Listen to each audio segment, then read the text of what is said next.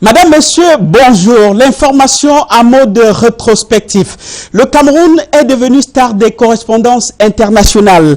20 femmes politiques et actrices de la société civile souhaitent impliquer le Fonds monétaire international, le FMI, et le Conseil de sécurité des Nations Unies dans le processus de résolution des crises socio-politiques internes au Cameroun. D'autres femmes des régions anglophones les ont rejoints dans l'initiative au moment où les États-Unis d'Amérique parle de restrictions de visa contre des personnes complices des exactions perpétrées dans les régions anglophones, le nord-ouest et le sud-ouest. On en parle dans une dizaine de minutes avec notre invité. Mais avant, voici le round-up de l'actualité de la semaine.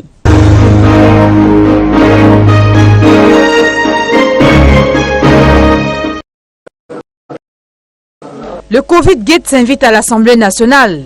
Les débats tout autour inquiètent le président de la Chambre basse du Parlement, qui appelle à la sérénité. Je voudrais vous prier les compatriotes, de bien vouloir attendre les conclusions des investigations.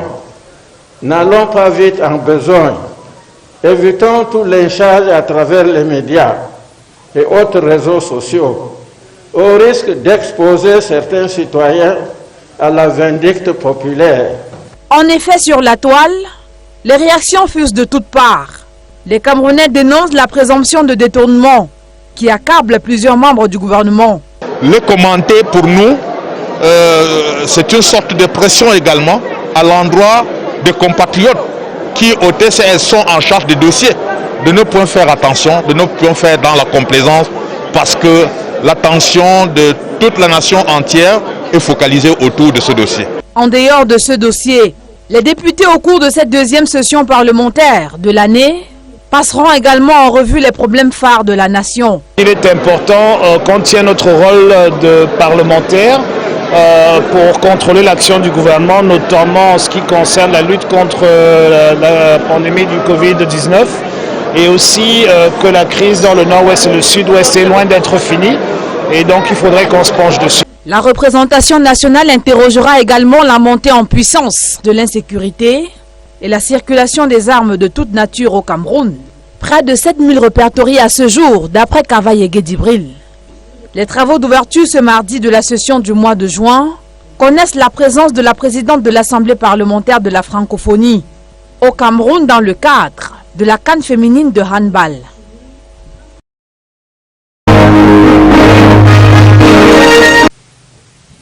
Nous devons consulter nos efforts afin de l'efficacité attendue de la campagne vaccinale qui se heurte à l'obstacle des insistants, des susceptibles et des opposés à la vaccination. Ainsi, grâce à la vaccination et au respect des mesures de distanciation évitées par le gouvernement, nous pouvons caresser l'espoir durant le retour à la vie normale, dans un futur proche, et la possibilité de célébrer, comme on parle au passé, notre fête nationale et toutes les autres fêtes avec face et l'éclat d'avant la pandémie. Irrecevable, le célèbre mot du président du Conseil constitutionnel, Clément Atangana, a une fois encore retenti ce 7 juin, à la fin de l'audience d'une trentaine de minutes, relative au recours introduit par le président de l'Action pour la méritocratie et l'égalité des chances. Tout ce qui sort du Conseil constitutionnel, comme maintenant, là, quand on nous aura notifié la décision, ça fait valeur de loi et c'est inattaquable. Le requérant, Joachim Tabiowono, avait introduit auprès de cette institution 2 recours visant l'annulation de la campagne de vaccination contre le coronavirus en cours au Cameroun et la condamnation du Premier ministre Joseph John Gouté, du ministre de la Santé publique et celui des Transports pour tentative de génocide, violation de la Constitution et coup d'État constitutionnel. Des recours rejetés pour défaut de qualité. Nous pensons que lorsque le Premier ministre et le ministre de la Santé se lancent dans l'introduction du vaccin, alors que le discours, les instructions l'exhortation du président de la République continue à être diffusée auprès des Camerounais. Nous déplorons le fait qu'en cela, il y a un bicéphalisme à la tête de l'État. Cette audience publique très peu courue, déroulée en l'absence des personnalités impliquées, n'a pas donné lieu au débat. Elle est du moins une victoire pour le président de la MEC. Nous sommes contents que le Conseil constitutionnel ait jugé utile de se réunir pour examiner notre recours. C'est déjà une grande victoire démocratique, d'abord pour le pays, pour la scène politique camerounaise et pour notre modeste parti. En rappel, Joachim Tabio-Wono avait introduit en 2008, devant la Cour suprême siégeant en lieu et place du Conseil constitutionnel, 3 recours parmi lesquels un relatif à la condamnation de Paul Biya pour haute trahison.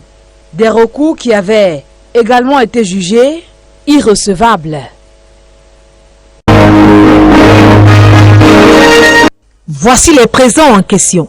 4 valises remplies de tout le nécessaire pour les nouveau-nés, ces sacs dans lesquels les mamans trouveront ce dont elles ont besoin, et ces cadeaux accompagnés de bouquets de roses, dont seule la première dame détient le secret pour signifier toute son affection pour les mamans. Des mamans qui reçoivent leurs différents paquets le sourire aux lèvres. Celles qui sont désormais mamans depuis le 1er juin remercient sans cesse Chantal Biya, cette dame d'une générosité à nulle autre pareille, qui a réalisé leur plus grand rêve alors qu'elles avaient perdu tout espoir, celui d'enfanter.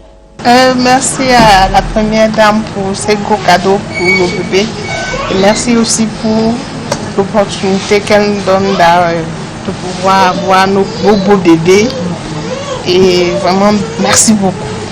Nous sommes vraiment très émus et nous nous remercions de tout notre cœur. 5 ans déjà que la structure hospitalière, qui faut-il le rappeler, n'a rien à envier à celle que l'on retrouve à l'étranger, fait le bonheur des femmes d'ici et d'ailleurs. Elles sont nombreuses à être parties des 4 coins du monde pour trouver solution à leurs problèmes ici au Crasser. De la fécondation in vitro, en passant par des sensibilisations et des soins gratuits des cancers du col de l'utérus et du sein, des miracles ont été accomplis ici, toujours sous le contrôle de la première dame du Cameroun. Son attention toute particulière s'est encore faite ressentir aujourd'hui. Et de savoir qu'elle est derrière tout ce que nous sommes en train de faire, savoir qu'elle est attentive à tout ce qui se passe ici, c'est tout simplement formidable. Et je crois que c'est un signal qu'elle nous envoie d'encouragement, de toujours continuer à travailler pour le bien-être de ces femmes.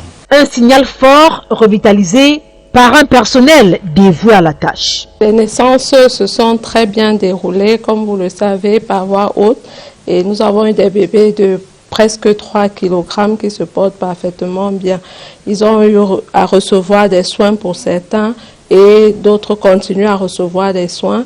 Ils sont sous allaitement maternel comme nous le préconisons toujours dès la naissance et tout se passe très bien. Le Centre hospitalier de recherche et d'application en chirurgie endoscopique et reproduction humaine n'a pas fini de combler le bonheur des femmes de tous les horizons. Lycée général Leclerc de Yaoundé, ce 8 juin. Il est un peu plus de 11 heures.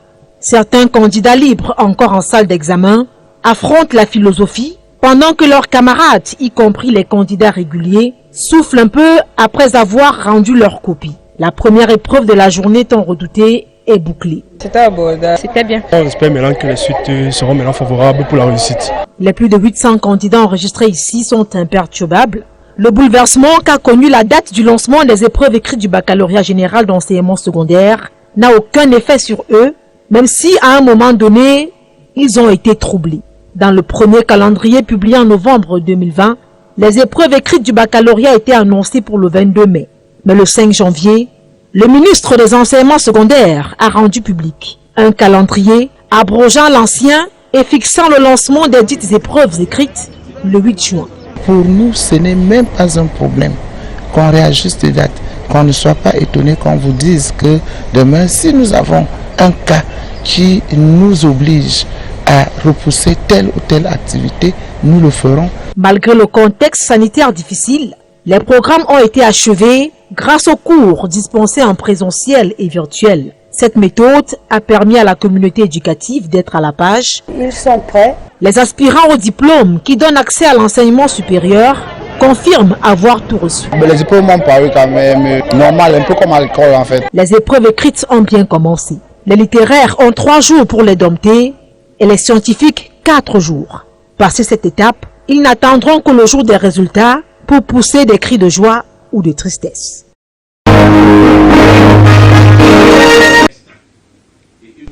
Face à les yeux dans les yeux, le ministre et des acteurs médiatiques. D'un côté, l'attention soutenue et de l'autre, des arguments crépitants. Qu'il soit clair d'entrée de jeu. La CAN 2021 est un acquis pour le Cameroun et la question de son éventuelle réattribution à un autre pays n'est nullement à l'ordre du jour.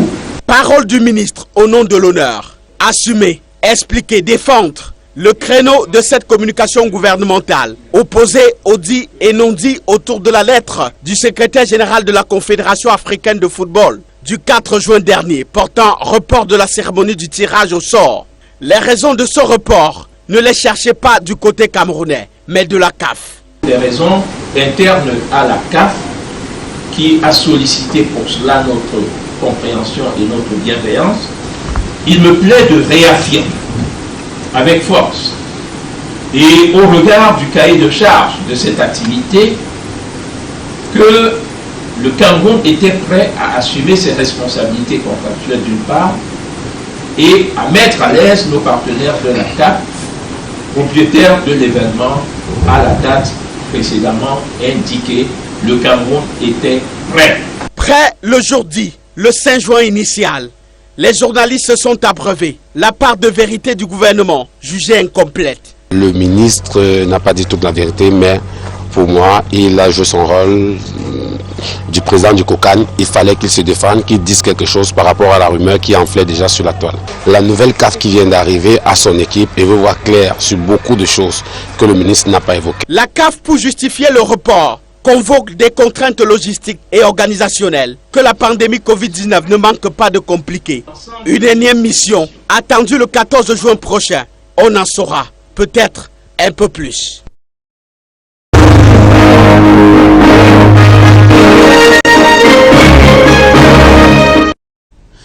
Merci de nous retrouver pour ceux qui nous rejoignent seulement maintenant dans le cadre de cette émission, la rétrospective hebdomadaire de l'information. Notre invité est un visage connu des chaînes de télévision et des plateaux de radio et même des couloirs de l'université de Yaoundé 2 à Soa.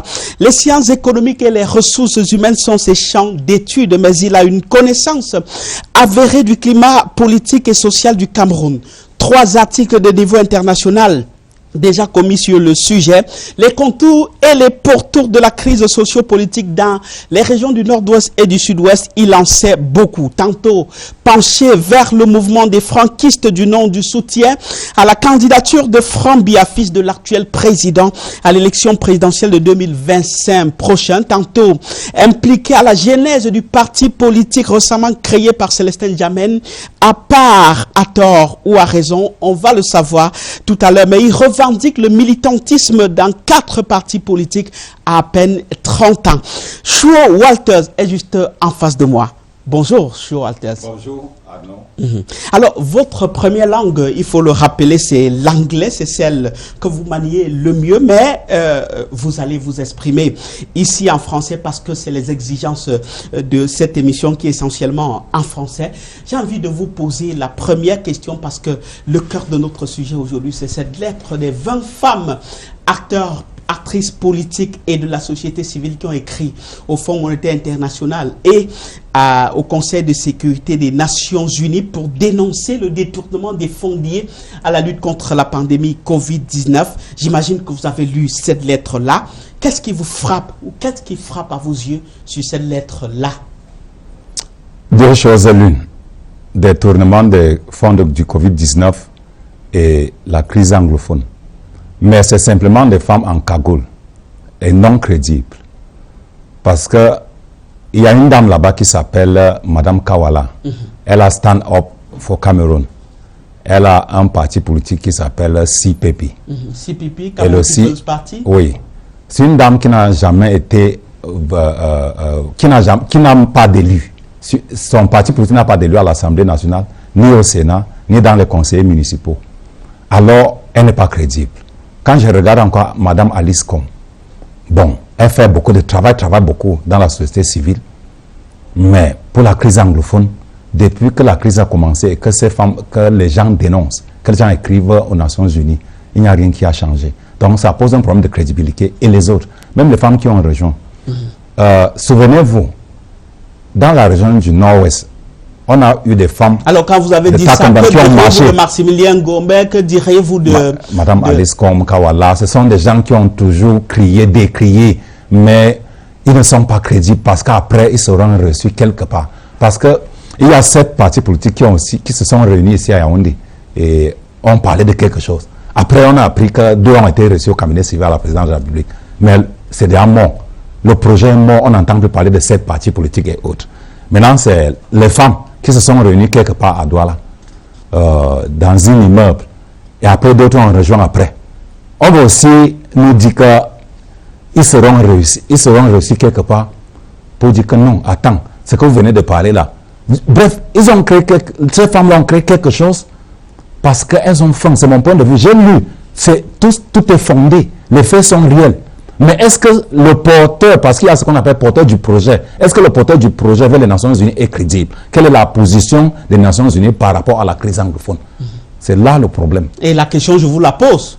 Quelle est la position des Nations Unies? Est-ce que vous ne pensez pas que susciter une réaction du Conseil de sécurité des Nations Unies ou bien écrire au Fonds monétaire international relativement à la gestion des fonds contre la pandémie Covid-19 était opportun? Bref, il y a une problématique de stratégie. Parce que quoi? Quand vous regardez le diagnostic posé par le gouvernement camerounais sur la crise anglophone et la position des Nations Unies, vous comprendrez que c'est un problème de forme de l'État. Les Nations Unies ont toujours opté pour le dialogue. Parce qu'en relation internationale, nous avons 4 stratégies de sortie d'une crise comme la crise anglophone. On a le dialogue, on a la médiation, on a la négociation et on a la réglementation, donc appliquer la loi. L'État camerounais a opté pour la décentralisation. Les Nations Unies veulent plutôt le dialogue. Et vous situez cela dans laquelle des 4 catégories? Bon, les 2 parties ne s'entendent pas. Vous savez, j'ai beaucoup travaillé sur la crise anglophone et j'ai 4 articles. La marginalisation, la question et le problème anglophone. Parce que l'État a passé tout le temps à plutôt répondre à la question anglophone. Exemple, le statut spécial, c'est la question anglophone. Maintenant, le problème anglophone date de 1961.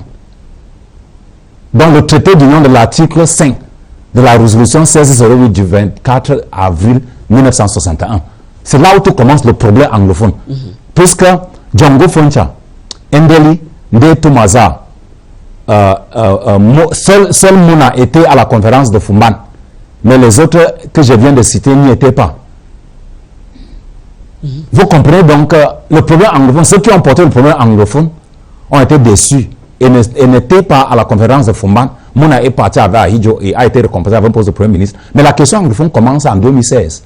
L'État passe le temps à résoudre ce problème. Donc il y a un problème de diagnostic d'abord. Alors dites-nous, avant qu'on avance, Chou Walters, si vous ne voyez aucune crédibilité dans le profil des femmes qui ont porté cette lettre, ou bien ces 2 lettres envoyées au FMI et au Conseil de sécurité, quels sont les visages que vous aurez voulu voir incarner ces revendications-là auprès de ces instances internationales? Bon, c'est une question difficile parce que la crédibilité ne se pose pas dans un pays qui est hyper centralisé, puisque l'État domine partout, que ce soit dans le sens administratif, législatif et judiciaire. Donc, quel que soit lambda, celui qui va porter le projet ne sera pas crédible s'il n'est pas du système. Parce que suivant, vous n'avez cité que 2 noms qui vous posent un problème de crédibilité. Oui, ce sont les leaders, ce sont ceux qui sont Tomaino qui a par exemple un parti qui marche bien, qui a des élus à l'Assemblée nationale, les élus locaux au niveau des mairies.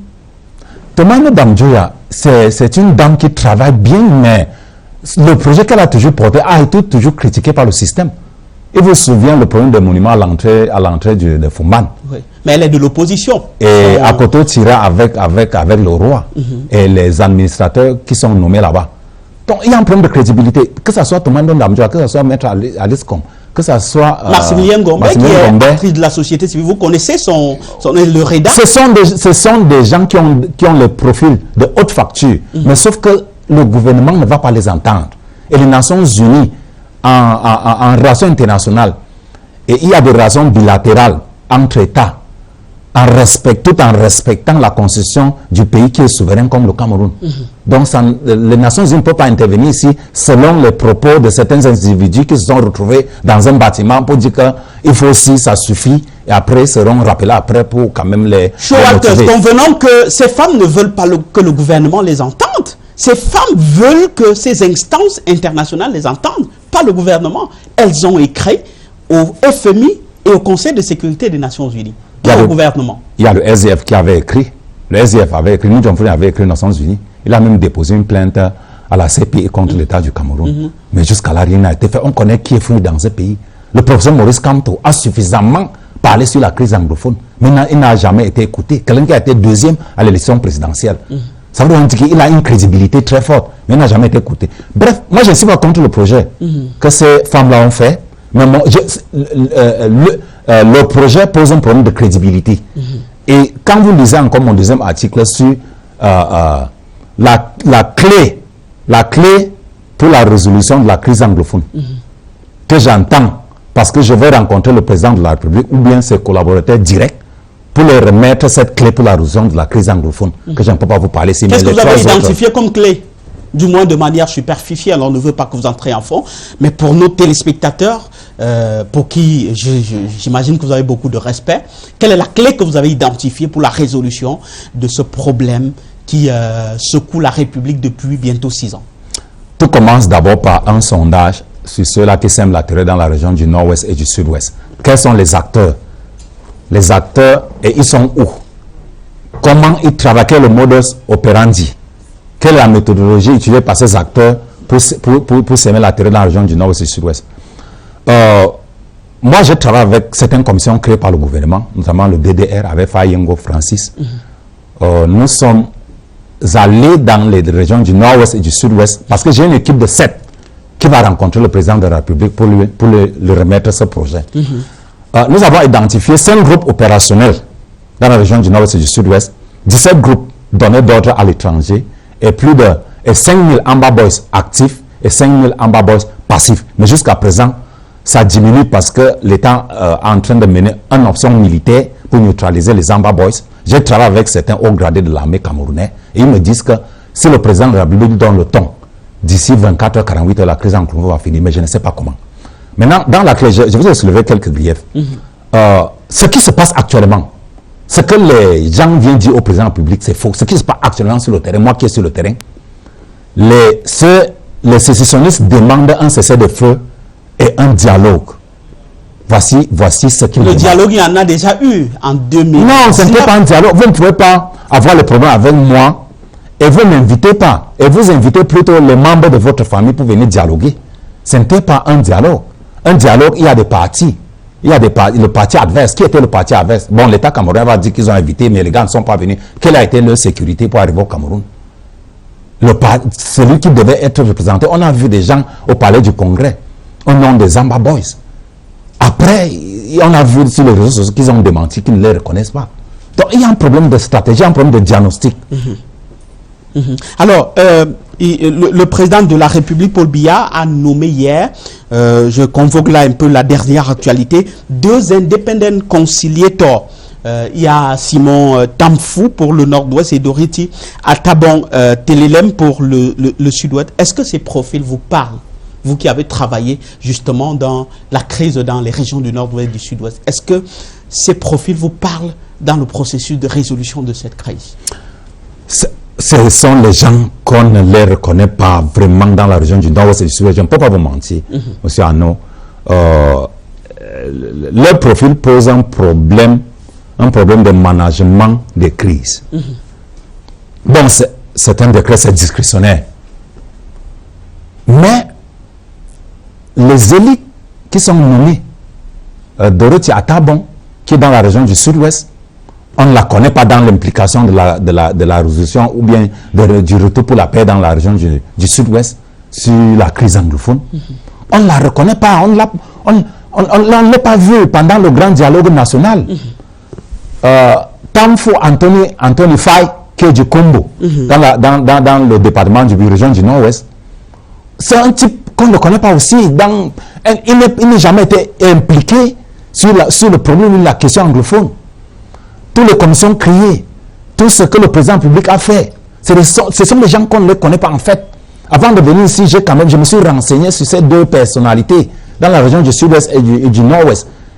Les conseils régionaux et tout, la décentralisation, on ne les voit pas impliqués sur la chose dans la nation, particulièrement dans la région du Nord-Ouest.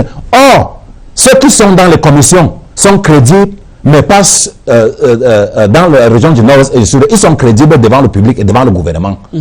Comme DDR, multiculturalisme, multibilinguisme, on a la reconstruction, la réconciliation. Ce sont des gens connus. Ce sont les gens qui ont un bon profil, mais qui ne sont pas crédibles dans la région du Nord-Ouest et du Sud-Est. Donc, cette nomination, posons d'abord les éléments de base. C'est parce que le président de la République avait choisi, quand les sécessionnistes ont parlé de l'indépendance, le président de la République a proposé la décentralisation. Quand les anglophones ont parlé du fédéralisme, le président a proposé le statut spécial, parce que les fédéralistes ont été arrêtés en Bassier, enfermés et plus relâchés, même si d'autres sont encore en prison. Et quand le président de la République a proposé maintenant les conseillers régionaux et l'Assemblée régionale, les anglophones ont parlé du dialogue, d'où le titre du secrétaire d'État américain. Qu'est-ce qui se passe? Le statut spécial vient de l'article 62 de la Constitution. On m'a dit qu'on a organisé un dialogue national, un type a sorti un document, et il a parlé de l'article 62 pour sauver l'État du Cameroun et dit qu'il faut résoudre la crise anglophone en utilisant cet article 62. Qui dit quoi? Qui dit, à l'ANIA 1, ce régime est réparti dans toutes les régions. Alinéa 2 maintenant, sans préjudice, les dispositions seront, comme prévu par la loi, appliquées dans les régions de spécificité. Là, on parle de la spécification, les spécificités de la culture anglophone. Et nous rentrons maintenant dans le code de la décentralisation, notamment l'article 3 qui parle de l'héritage culturel. Et maintenant, l'aspect linguistique, judiciaire et le système éducatif. Ce type qui avait vu l'article 62, pourquoi n'a-t-il pas vu l'article 68 de la même Constitution? Parce que on peut résoudre la crise anglophone en utilisant la Constitution. Que dit l'article 68? Je m'en vais vous lire.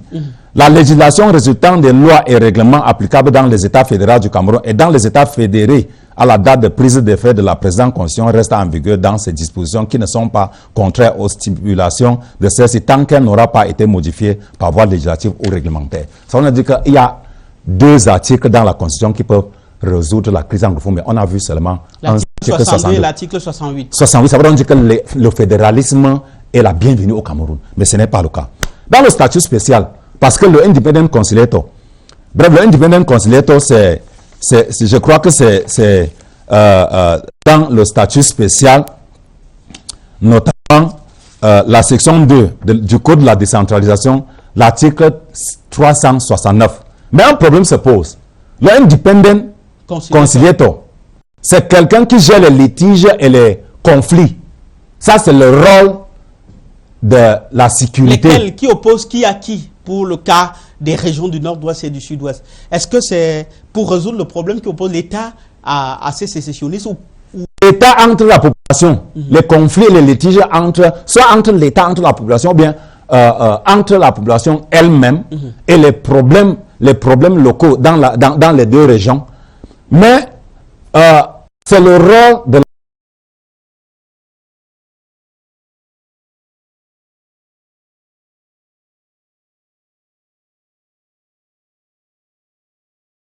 en disant que c'est des personnes qui ne sont pas connues ou qui ne peuvent pas avoir un impact considérable sur la résolution de cette crise anglophone. Mais je voudrais comprendre, est-ce qu'il y a des visages que vous connaissez qui pouvaient jouer le jeu?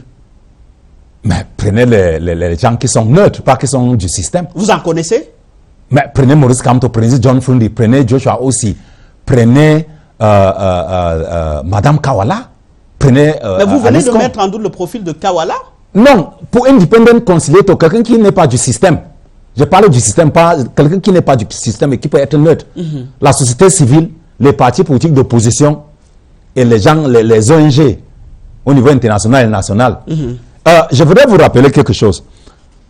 Sur le problème du statut spécial, que ce panier est d'abord vide parce qu'une assemblée crée des lois. Mais je m'en rends compte quand on parle du House of Chiefs. Et on dit que le président du House of Chiefs, il viendra de l'exécutif régional. Et le vice, c'est l'assistant de l'exécutif régional. C'est comme si vous avez créé une législature qui ne vote pas, une législature qui ne vote pas des lois. C'est un conseiller municipal avec les pouvoirs consultatifs venant de Yaoundé. Parce qu'une assemblée crée des lois. Je prends un autre cas. Dans les conseillers régionaux, on a 20 chefs et 70 conseillers municipaux élus. Dans l'Assemblée régionale du Nord-Ouest, 70, 20, 70 élus, conseillers municipaux, conseillers régionaux et 20 chefs. Ça fait 90. Vous prenez la région du centre particulier, par exemple, c'est la même chose, 20, 70, littoral, 20, 70, sud-ouest, 20, 70. Ça veut dire que c'est un statut spécial commun, pas spécial, parce qu'il n'y a rien de spécial. Quand vous prenez encore l'article 329 du Code de la décentralisation. Il y a les articles qui définissent la spécificité. C'est pas la spécificité, le nombre de conseillers ou bien... La spécificité anglophone se pose sur deux choses. Il y a l'héritage culturel, le indirect role, le système judiciaire, comme le common law, le système éducatif. Maintenant, la langue. Mais ce n'est pas ce qui est contenu sur le terrain. Ce n'est pas la même chose. Parce qu'on dit dans l'article 328 qu'ils peuvent être consultés. Vous avez créé une assemblée et disent qu'ils peuvent être consultés. Alors que 329 disent qu'ils s'administrent librement. Vous allez encore à l'article 331 du Code général de la décentralisation. Vous dites là-bas que non. Les mêmes attributions qui se trouvent à l'Assemblée nationale, à l'Assemblée régionale du Nord et du Sud-Ouest, c'est le même pouvoir dans les conseillers, dans les conseils régionaux. Bref, je ne vois pas où est le statut spécial, je ne vois pas le rôle du independent conciliator.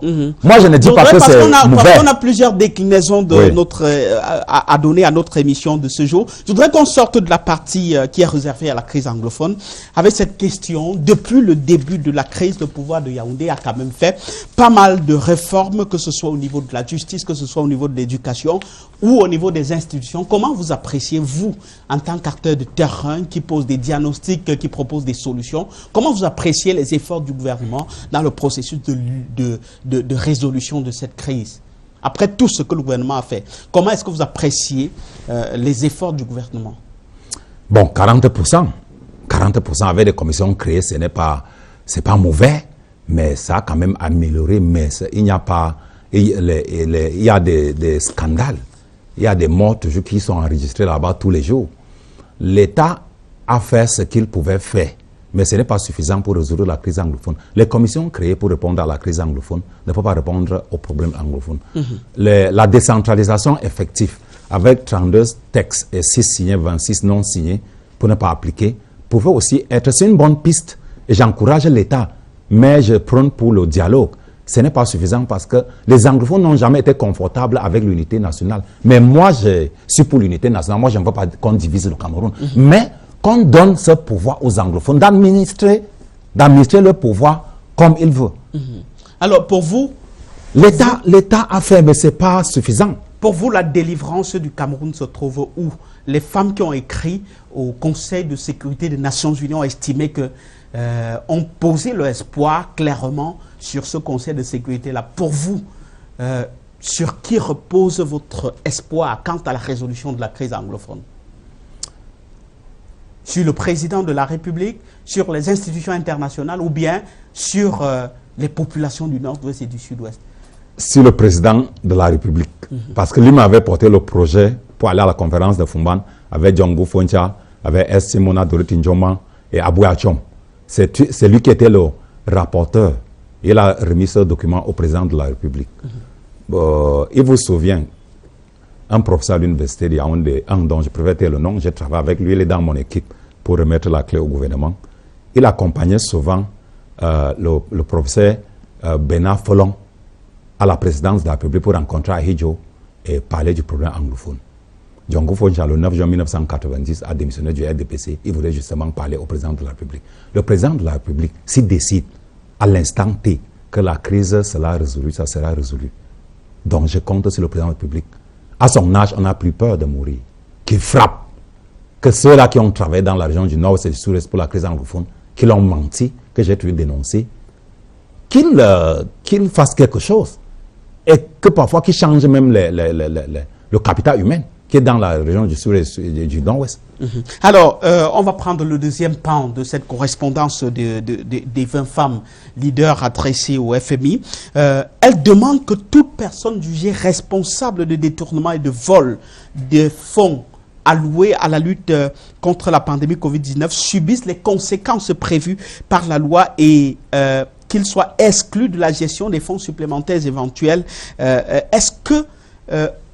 Est-ce qu'il faille, pour vous qui avez un peu lu savoir, en fond des procédures en cours contre les personnes impliquées au Cameroun, cet audit, ces audits de la Chambre des comptes ou bien ces enquêtes engagées au tribunal criminel spécial et au compte sup? Oui, c'est bien d'appeler le gouvernement à le faire et le FMI. Vous savez, le FMI a d'abord 3 missions d'encadrement, ajustement structurel et mission de conseil. Ils étaient au Cameroun en 2006 pour la mission de conseil et on avait 1000 milliards comme dette extérieure. En 2010, ils ont commencé à faire ce qu'on appelle une phase d'encadrement jusqu'en 2017 où on est dans l'ajustement structurel pour rembourser nos dettes. Qu'est-ce que le FMI dit? Le FMI dit au Cameroun que vous avez un train de vie très élevé. Nous avons garanti les fonds de 180 milliards. Vous n'avez pas fourni des rapports. Quand vous lisez la loi du 11 juin 2018 sur le régime financier, le décret du président de la République du 1er juin 2020, vous lisez la circulaire du ministre des Finances, Louis-Paul Moutazé, et le dernier, l'ordonnance du 7 juin, où le président demande qu'on augmente le budget de 565 milliards. C'est juste parce que le FMI est à la porte. Et maintenant, le FMI demande les comptes, qu'on les rende compte de ce qui s'est passé.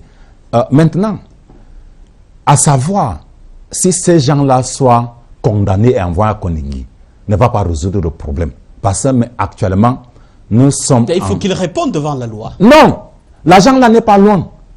Qu'ils aillent là où ils ont gardé, ils ont dépensé un peu, qu'ils viennent rembourser le reste et le président va les relâcher. Moi, je propose même au président de la République de passer à des mesures fortes, de les interpeller et garder dans les chambres froides, les forcer d'appeler leur famille d'aller prendre l'argent, le reste d'argent et remettre à l'État camerounais pour qu'on essaye de voir comment on va faire pour rembourser le FMI. Parce que le FMI, comme huissier de justice, il vient juste faire le constat. Quand vous dites les garder dans les chambres froides. Oui, on a vu dans certains pays, je ne sais pas pourquoi le président de la République a penser aux droits de l'homme. C'est la justice qui doit décider. Donc ceux qui sont dans les bunkers au 7, il n'y a pas le droit de l'homme.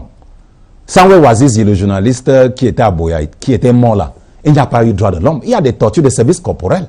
Donc il faut passer à la vitesse supérieure et demander au ministre de rembourser le reste d'argent, de nous remettre, puisque le FMI vient nous dire ceci. Vous avez des problèmes. Le président dit que non. On vous a remis 180 milliards. Les gens ont croqué les 180 milliards dans certains départements ministériels. Le président de la République prend celui le 7 juin et dit qu'on augmente de 20 milliards. Ça fait 200 milliards. Alors que ceux qui ont croqué les 180 milliards n'ont pas encore remboursé. Et le FMI va aller payer à notre place pour récupérer après. Maintenant, il nous interpelle que baisser le salaire des DG, les PCA et les DGA. Parce que si vous ne les baissez pas, on viendra vendre ces entreprises et rembourser au bailleur de fonds. Alors là, c'est une recommandation de ce rapport technique du département des finances publiques du FMI qui vient justement de publier pour usage officiel un rapport sur le Cameroun qui demande justement de renforcer la surveillance, la gouvernance et la maîtrise des risques budgétaires dans la gestion des entreprises publiques. Vous pensez que c'est la conséquence de la gestion des 680 milliards là? Si ça, ce n'est pas la conséquence. Le FMI nous met la pression parce que nous sommes déjà endettés. Nous sommes sur endettement. Donc plus de 42% du PIB qui est en deçà de 70% dans la zone CEMAC. Le FMI nous rappelle, parce que si vous baissez le salaire des DG, des DGA, ça va impacter la performance de ces structures parce que les entreprises à caractère industriel et commercial a fait perdre au Cameroun 7 milliards, le dernier rapport du FMI.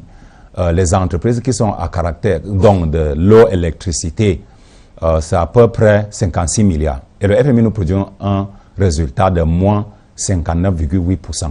C'est pour vous dire que même si le problème de 180 milliards ne se pose pas, il faudra en un an qu'on les donne les 1000 milliards et que le reste va suivre après, parce que c'est au bout de 3 ans. Ce sont des engagements que le Cameroun a pris avec le FMI.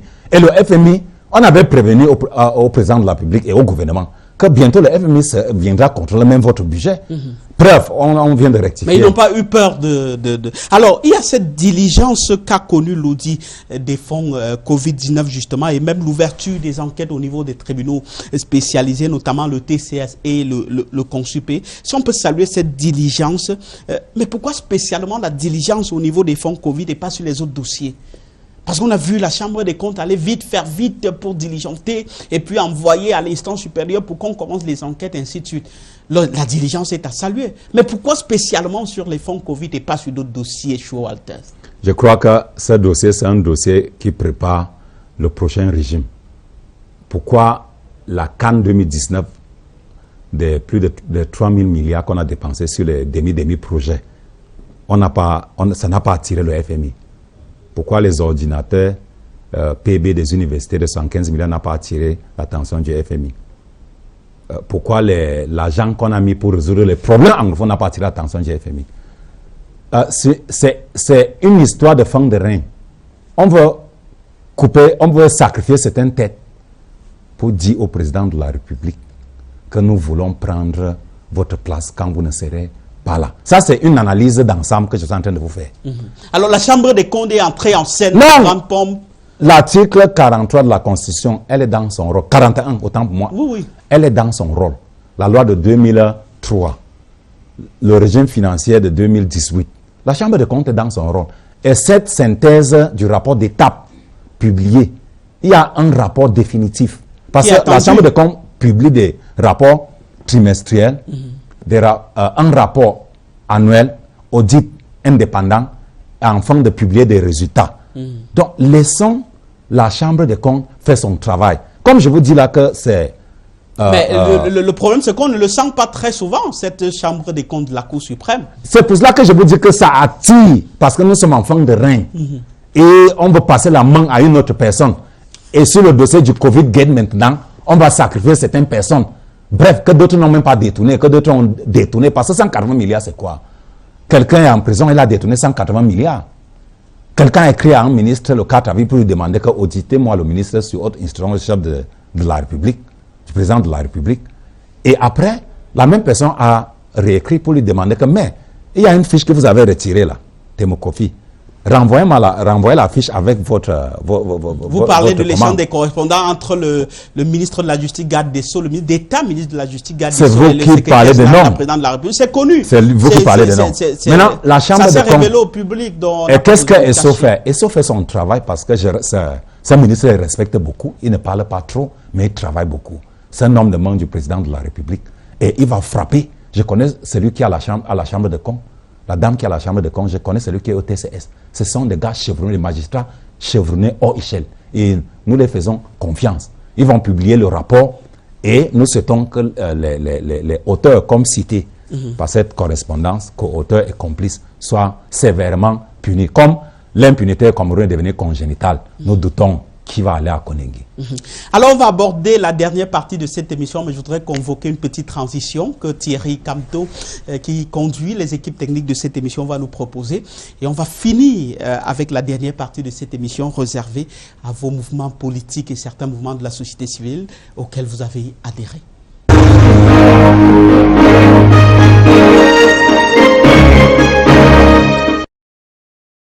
Walters, je voudrais qu'on commence par le mouvement des franquistes. On vous a annoncé à un moment très actif dans ce mouvement-là, mais ça n'a pas fait long feu. Qu'est-ce qui s'est passé? Je crois que j'ai été saisi par le président du mouvement franquiste qui est aux États-Unis. On échangeait en ligne au téléphone. Il m'a parlé du mouvement. Moi, je n'ai rien contre le fils du président de la République. D'ailleurs, tout Camerounais peut être devenu président. J'ai dit que ok, c'est un bon projet, mais je veux voir quelle est votre idéologie, quel est votre objectif. Votre objectif, c'est de prendre le pouvoir des Toudi, parce qu'il y a quelqu'un là-bas qui est dans une maison à la sortie de Yaoundé, qui a été élu avec 71%. Je parle du président de la République, son Excellence Paul Biya, pour ne pas faire outrage à la pudeur. Moi, je respecte les institutions. Bref, on a conclu. Je lui ai demandé que, mais, il faut m'inviter d'abord à la réunion pour qu'on en discute. Comme son secrétaire général est au Cameroun, c'est un employé de Cameco, secrétaire général à la communication, c'est un journaliste. On allait à la première réunion à Bastos. Il ne m'avait pas convaincu que ce projet peut résoudre les problèmes du Cameroun. Parce que dans l'unité et la paix qui est dans le mouvement, je vois la crise anglophone, je vois les problèmes sociopolitiques, je vois les problèmes de santé. Je n'ai pas vu une idéologie identique qui peut vraiment changer le Cameroun. Mais elle se cache derrière un mouvement pour préparer quelque chose après. Avec ça, je n'ai pas vu le projet comme un bon projet qui peut vraiment convaincre. Et vous vous êtes retiré? Je me suis retiré parce qu'on a besoin de moi. Vous êtes retiré déjà? Oui, je me suis retiré. On a besoin de moi dans la région du nord-ouest et du sud-ouest pour la crise anglophone. Parce que moi, il faut vous dire, j'ai refusé de signer l'Ambazonie. La région du nord-ouest et du sud-ouest, la majorité compte sur moi pour porter la voix de sortie de la crise. Et si je me mêle sur les mouvements, c'est comme si j'ai égaré la piste, alors que je suis crédible dans la région du nord-ouest et du sud-ouest. Donc je me suis retiré du mouvement parce que je n'ai pas été convaincu par l'idéologie, le projet, l'objectif, les stratégies pour la sécurité nationale. Est-ce qu'au-delà de l'idéologie, est-ce que le profil Franck Biya vous parle en tant que citoyen camerounais? Vous parlez de la personnalité physique de Franck Biya ou bien personnalité morale du mouvement franquiste? L'un ou l'autre. Non, son profil ne me parle pas trop parce que j'ai vu les fils du Ouattara. Vous savez, le président de la République du Cameroun, c'est le seul qui n'a pas passé son temps à croquer des milliards qu'on envoie à l'extérieur, qui n'a pas volé comme les autres. Vous connaissez des entreprises au nom du président Paul Biya? Vous connaissez le point de terrain quelque part où lui-même l'a acheté? Non. Le président de la République, c'est quelqu'un qui doit être respecté parce qu'il a recruté des gens qui volent comme des petits souris. Et maintenant, on doit le respecter pour cela. Il faut respecter. Et quand je respecte le président de la République, vous nous demandez de respecter quelqu'un qui a recruté des gens pour voler l'argent public? Lui, l'argent public, pas tout le monde. Là où il s'en rend compte, parce qu'en 87, il avait dit aux journalistes, Eric Tchindje, où sont les preuves? Mais maintenant, il a compris qu'il faut les preuves pour les condamner. Le fils du président de la République n'a pas le profil politiquement, mais dans le sens de la République. Il a le profil de porter sa candidature comme candidat indépendant ou bien être investi dans un parti politique qui a des élus à l'Assemblée, au Sénat et dans les conseils municipaux et les conseils régionaux. Alors, on vous a annoncé également comme membre du bureau ou bien l'un des porteurs du projet de ce parti politique récemment créé par Célestin Djamène, APA. Après, finalement, on ne vous a pas vu quand on a sorti la liste des gens qui avaient porté le projet. Vous ne vouliez pas votre part? J'avais dit que pour le moment, je ne veux pas faire la politique parce que je m'inquiète des plus de 1662 militaires tombés dans la région du Nord-Ouest et plus de 4000 morts et des centaines de déplacés, internes et externes. Célestin Djamang, que je respecte beaucoup, parce que c'est quelqu'un qui a plus de 23 ans dans la politique. Il a un profil d'un homme politique.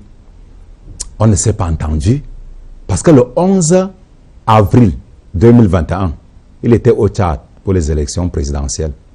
Le 12 avril, je démissionne du parti d'Action Populaire qui a été le parti dirigé. de Paul Aya Abine. Oui, maintenant, ce n'est plus Paul Aya Abine, ça a été donné à Djang Denis, c'est lui qui est le président actuel. Quand Célestin Djamang m'a contacté, je lui ai dit que je viens de démissionner dans un parti politique et je crois qu'on peut en discuter, je vois de quoi est-ce qu'il s'agit. Quand il rentre du Tchad, on se voit donc à Yaoundé. Quand on se voit à notre première rencontre, j'ai demandé son idéologie parce qu'avec moi, avec les universités, c'est très compliqué. On retient qu'il ne vous a pas convaincu. Il ne m'a pas convaincu parce que son idéologie de tribu d'abord, il parlait de la patrie d'abord avant la tribu, patrie avant la tribu. Je ne comprends pas. Voici ces idées, la patrie avant la tribu. Je ne comprends pas. Il n'y a pas d'idéologie qui peut convaincre un Camerounais pour vraiment aller voter et changer. Donc il ne m'a pas convaincu. Et puis je me suis retiré. On l'a dit en vous présentant. Non, il faut aussi le dire. Célestin Djamang allait dans une radio à la diaspora au Canada, Québec. Il m'a saboté là-bas que je suis un homme peu de foi. Je suis un homme qui manque d'éthique, de morale, qui n'honore pas sa parole. On devait discuter sur plusieurs choses pour quand même changer beaucoup de choses au Cameroun, quand même pour parler de la politique. C'est pas ici que vous allez venir faire le droit de réponse. C'est pas ici. Vous allez peut-être à cette radio là au Canada. Je n'ai aucun problème avec Célestin Djamang. Je voudrais, est-ce que ce n'est pas le fait que, et on l'a dit en vous présentant au début de cette émission, vous avez à peine 30 ans, vous avez déjà milité dans 4 partis politiques. Cette instabilité-là, vous considérez ça comme atout ou comme faiblesse? C'est un atout à plus de 95% sur les faits et les actes que moi-même je pose depuis que je suis dans ces partis politiques et que je participe à la chose de la nation, à ma manière. Parce que j'étais dans... Un prostitué politique? Non, pas prostitué, transhumant politique. Un transhumant politique, donc d'un parti vous trouvez des mots un peu plus doux? Oui, mais ce sont des terminologies hermétiques dans la comptabilité politique. Oui. Moi, j'ai milité dans 4 partis politiques. En 90, moi j'ai voté le... Pour finir, pardon, le réalisateur nous fait... Oui, il nous signale. Bon, en 90, quand mes parents étaient dans le RDPC, parce que j'ai voté le RDPC plus de 4 fois, ils étaient dans le RDPC, je n'ai rien vu là-bas qui peuvent changer vraiment le Cameroun et les problèmes du Cameroun. Mais ça change dans leur manière. Et après, on s'est refusé en brousse parce que nous avons créé le SDF, on incendiait les maisons des gens, nous nous sommes refusés en brousse.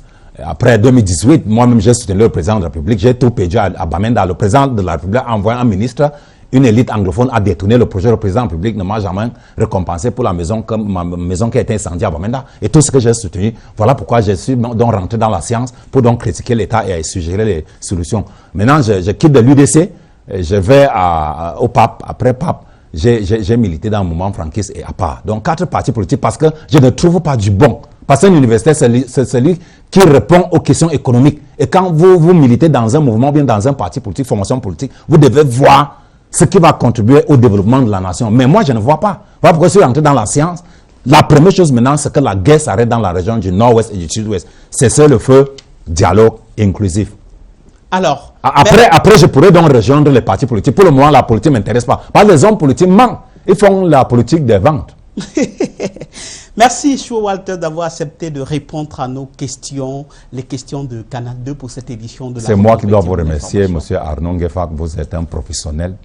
Et je voudrais d'ailleurs en passant saluer votre PDG pour le travail qu'il a bas, un travail titanesque au Cameroun de recruter beaucoup de jeunes Camerounais. Ils participent à la croissance économique.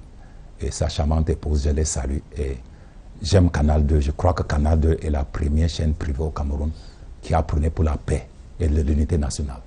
Ils l'ont suivi. Merci à vous, à la maison, de nous avoir suivis. Restez positifs, quelle que soit votre position et vos projets.